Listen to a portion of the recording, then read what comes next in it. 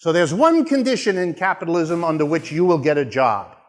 You will have to produce more for your employer than the employer pays you. So for those of you that have been saying to one another, I'm not going to work for anybody who doesn't pay me what I'm worth, you don't understand this system. That's not going to happen. You're in the wrong country at the wrong time historically. That's more likely for you to be hit by lightning than to discover that situation. You are always going to be ripped off in your job in capitalism because that's the way the system works.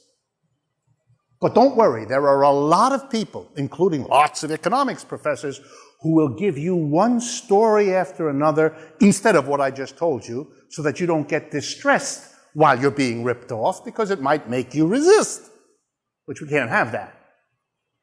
But in capitalism, it turns out we've got exactly the same kind of system as we had in slavery and feudalism. Why? Because the worker has to produce more, a surplus, than he gets, which goes to somebody else.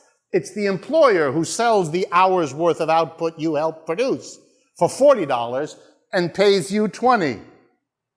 And what's left over, he gets, just as the master got the surplus the slave produced, or the feudal lord got the surplus that the serf produced. One of the great insights of the most profound thinkers about capitalism is that capitalism wasn't the end of slavery or feudalism, it's a changed form of them. No more slave, no more serf, but surplus being produced by one part of the population, enabling another part to live off of it, that hasn't changed at all.